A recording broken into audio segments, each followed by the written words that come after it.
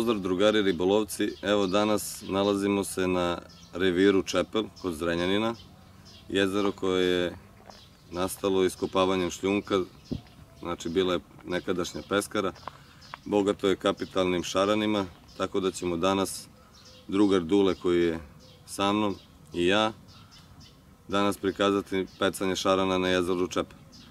Pored toga pokazat ćemo neke osnovne stvari kod šaranskog ribolova, pecat ćemo klasičnim dubinskim šaranskim sistemom, pa drugari, nadamo se da će vam se svidjeti ovaj video. Evo drugari, domaćini ovog jezera su se potrudili pa su napravili mapu konfiguracije dna na ovom jezeru. Mi se trenutno nalazimo na poziciji broj 5 koja je ovde i pecat ćemo. Ovde imamo jedan veći sprud koji nam je interesantna lokacija za pravljanje hranilišta i pecat ćemo prebacit ćemo taj sprud, znači na kontrapadu ćemo da pravimo hranilište. Tu ćemo da pozicioniramo mamce. Sama mapa ima razmeru koju izmerimo lenjirom, znači da je i prenesemo na sam crtež. 2,5 cm ovde je 50 metara, merimo od naše pozicije do spruda i tu imamo sad 10, 20, 30, 40, 50, 60, nekih 65 metara nam se nalazi sprud, odnosno stranica spruda na kojoj ćemo da pecamo. Na ovu poziciju ćemo razmeriti, podesiti sve štapove, podesit ćemo i spod štap za hranjenje, tako da će to biti lokacija na koju ćemo precizno zabacivati. Evo drugari, kao što sam i napomenuo, preko mape smo videli povoljno mesto za pecanje, znači spot gde ćemo hraniti i kao što sam rekao treba podesiti štapove na tu daljinu. Mi ćemo to raditi bez klipovanja štapova iz tog razloga što ako bismo kačili najlon na klip mašinice imali bismo problema pošto ima krupnih riba ovde da prilikom rana šaran izvuče najlon i da dođe do klipa što može da uslovi posle kidanjem najlona. Zbog toga smo postavili sad na rastojanju od 5 metara dva držača i između ova dva držača razmotavat ću najlon 65 metara, znači imam tačno 13 puta da prođem između štapova, to je 65 metara i na to mesto ćemo staviti silikonsku gumicu, vezati na najlon.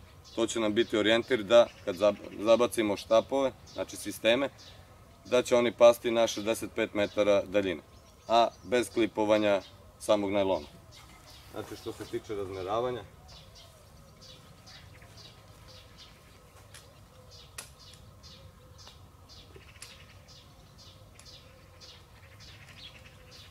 krećemo od jednog štapa do drugog.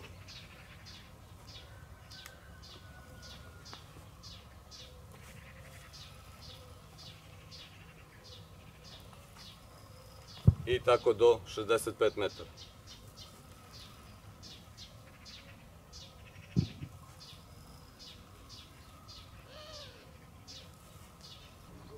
Evo drugari, nakon što smo razmotali najlon između dva držača na 65 metara. Sada ćemo ovde na ovom delu najlona obeležiti najlon ovom gumom. Za obeležavanje najlona može da se koristi ili guma za štek štapove ili feeder guma, koju god imate. Uglavnom, dobro je da ona bude fluorescentna, to je da bude uočljiva, da ima neku boju koja se vidi, da biste lakše mogli da primetite taj čvor prilikom zabačaja. Ova guma se vrlo jednostavno vezuje, čvor je lagan, znači uzmete ovako određenu dužinu, hvatite sa dva prsta, preklopite jednom ovde, napravite krug. Sad ovaj gornji deo pripojite samo uz najlon i ovaj slobodan kraj provlačite kroz ovaj krug i ujedno obmotavate oko najlona 4 puta. Evo, 3, 4. Kad ste to promotali 4 puta, samo zategnete čvor i nema nikakvih problema. Znači, guma se vezuje sama i evo ga. Kad se stegne čvor, to je to. Ostavite u dužini od nekih, da kažem, 3 cm ove krajeve i odsečete. To je to. Sad tačno znamo da od početka sistema do ove vezane gumice imamo 65 metara. To nam je orijentir na kojoj smo daljini zabacili. To je to. Kasnije ćete vidjeti prilikom zabačaja kako se tačno reguliše daljina zabačaja pomoću ove gumice. Evo drugari, samo ukratko da kažem prilikom zabačaja ovog sistema koji je obeležen gumicom. Znači gumicu imamo namotanu, preko nje je sad namotan najlon, ne znam da li možete da vidite, znači ispod se nalazi gumica. Kad zabacim štap, najlon će da se odmotava i kad gumica proleti kroz provodnike, to će da se čuje. Čim se to čuje, treba samo rukom poklopiti špulnu da se prekine odmotavanje i faktički sistem pada blizu određene daljine ovom gumicom. Znači još dok tone treba samo privući malo gumicu do vrha štapa i to je tačno na 65 metara od mesta gde pecamo do vrha štapa. Evo sad ćete da vidite, to je vrlo jednostavno. Ja se nadam da ćete i da čujete vi isto proletanje gumice kroz provodnike. Znači samo ide zabačaj. Evo vidite kako se odmotava. Op, izletala. Zadržali. Preklopimo. I sad samo namotamo. I evo drugari, vidite gumica gde se nalazi na nekih metar. Znači samo privlačim malo i ostavljam gumicu tu. Da bude na tom rastojanju nekom od vrha štapa. Sad je samo potrebno da se štap podesi u držač. I to je to. Dakle, imamo sad gumicu koja je na određenom rastojanju. Inače, mogli bi sad da gumicu stavimo ovde, na primjer, vidite.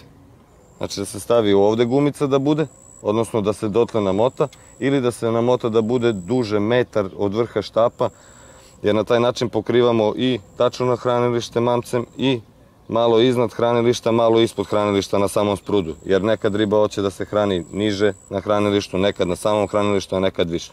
Tako da je gumica vrlo korisna stvar koja nam omogućava da tačno znamo gde su nam mamci u odnosu na hranilište. To je to. Evo drugari, što se tiče spod miksa, za današnji dan koristit ćemo kuvanu konoplju koja je pripremljena tako da je sva tonuća i pustila je bele klice. To će biti jedna komponenta.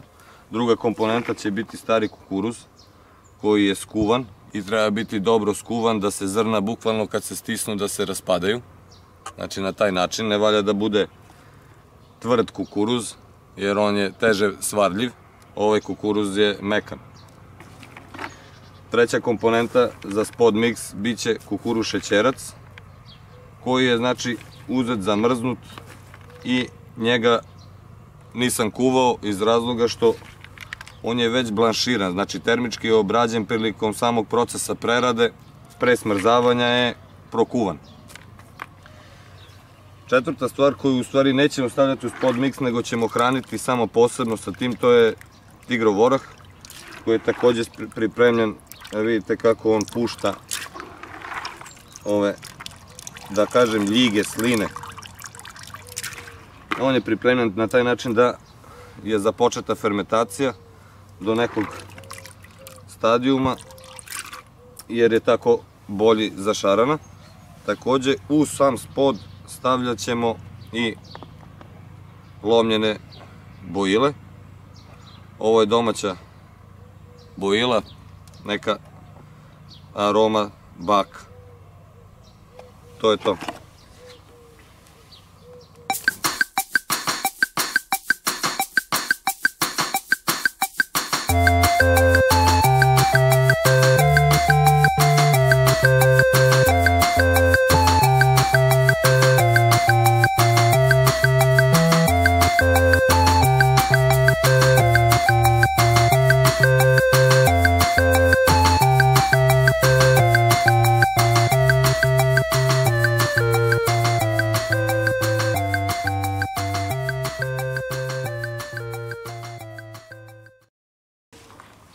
Evo drugari kako spod mix će da izgleda ove što ćemo danas pecati, odnosno primamljivati šareno na njega. To je to. Evo drugari, što se tiče današnjih predveza za pecanje šarana, dve vrste predveza ćemo koristiti danas. Oba predveza će biti vezana sa kombinacijom fluokarbona i konca. Prvi predvez, na njega se stavlja silikonski veštački kukuruz koji je pop-up plivajući, ali ovaj kukuruz ne može da digne ovu udicu, nego će udica da stoji, da leži na dnu, a sam kukuruz će da se podigne malo od dna i da ima kretanje. Zašto kombinovano, znači sa fluokarbonom? Iz tog razloga što ovaj sistem kad šaran uzme, pošto fluokarbon ima određenu krutost, on teže pljuje mamac iz usta. Takođe, udica je vezana sistemom na dlaku sa ovim ringićem malim koji služi da sam mamac kliza po vratu udice i na taj način daje više vremena, ovaj sistem daje više vremena udici da se zabode u donju usnu ribe.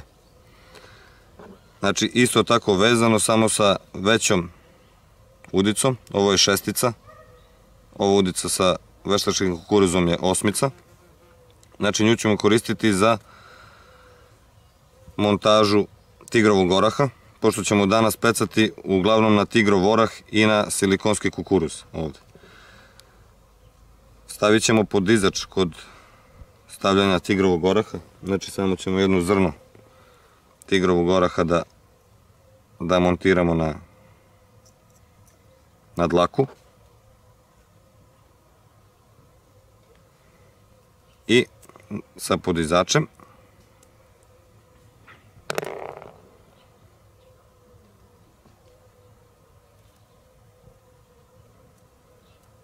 i evo ga.